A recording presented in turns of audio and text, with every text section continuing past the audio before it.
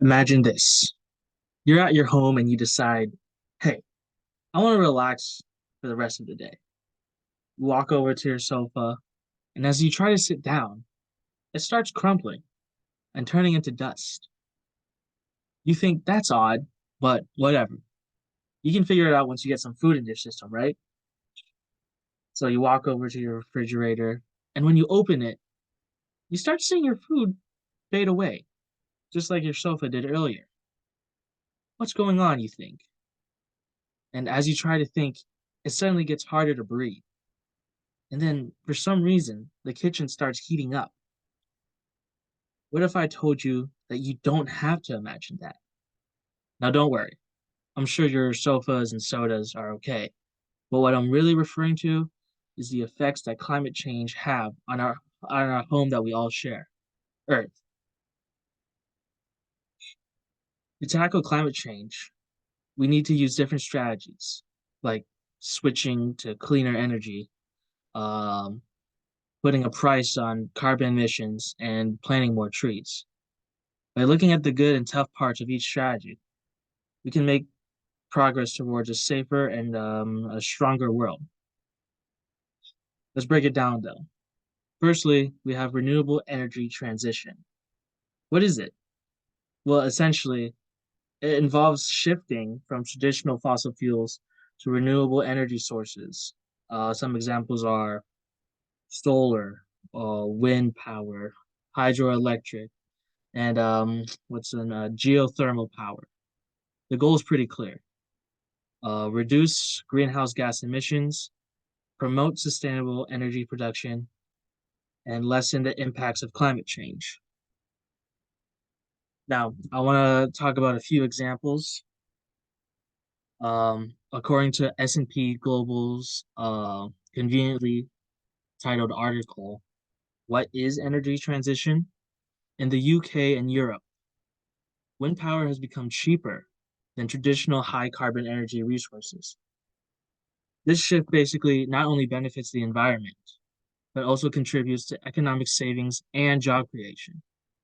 Additionally, initiatives like the RE100 Coalition have secured demand for renewable energy by committing companies to 100% of their power from renewable sources. This not only reduces their carbon footprint, but also sets as a positive example for sustainable business practices. Now, what is the core value that this idea maintains?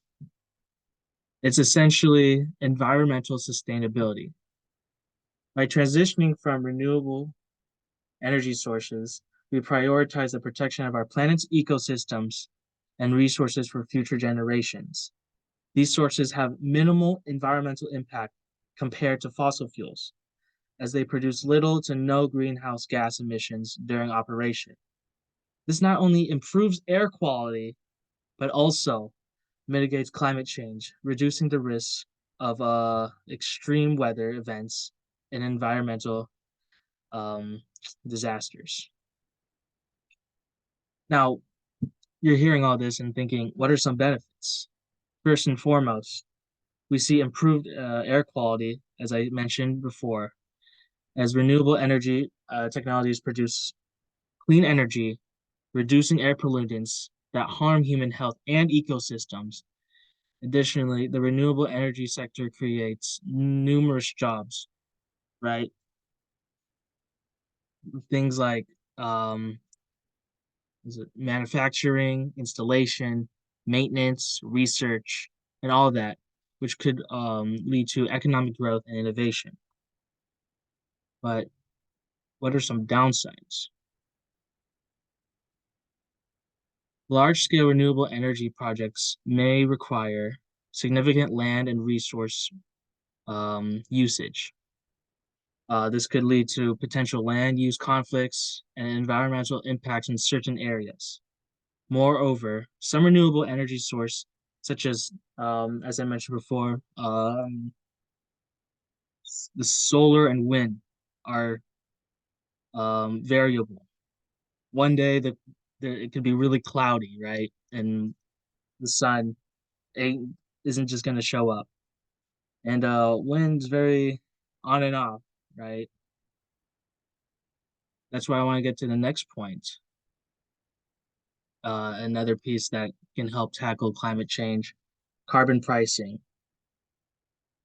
Uh, it's a economic strategy designed to reduce greenhouse gas emissions by assigning a price to carbon dioxide and other greenhouse gases.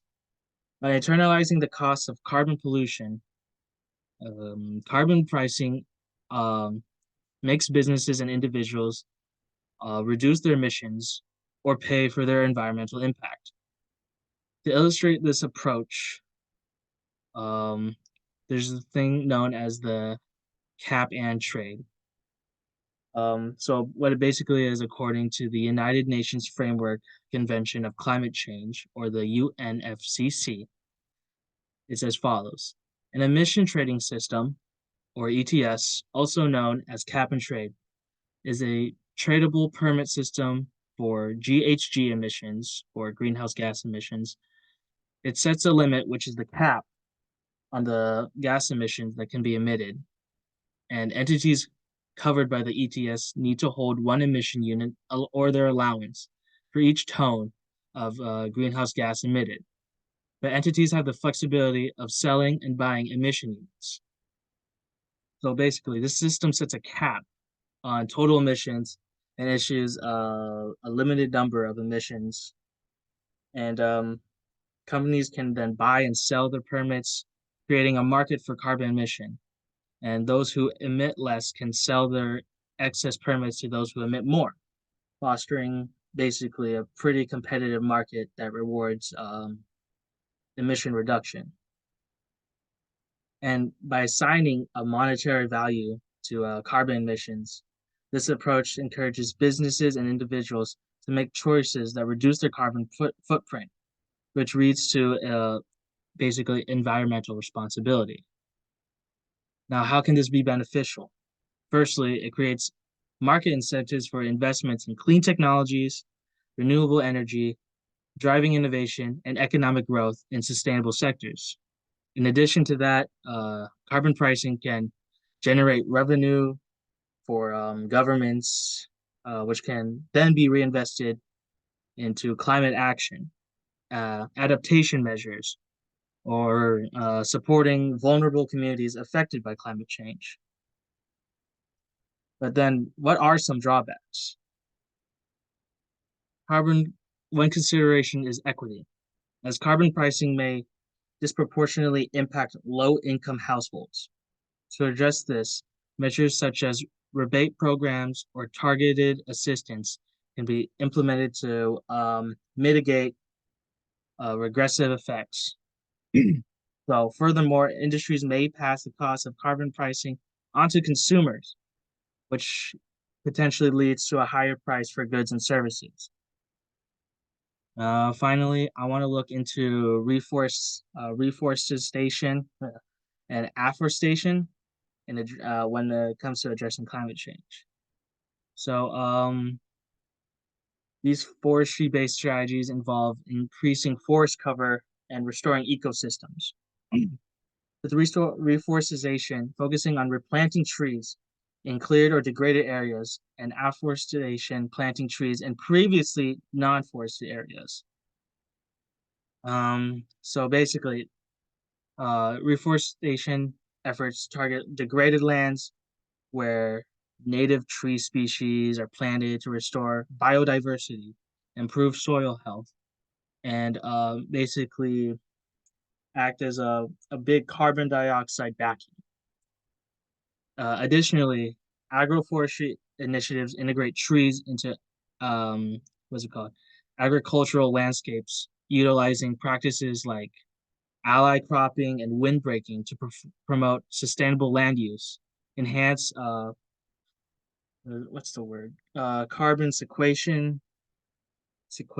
I think that's it, and diversify agricultural production.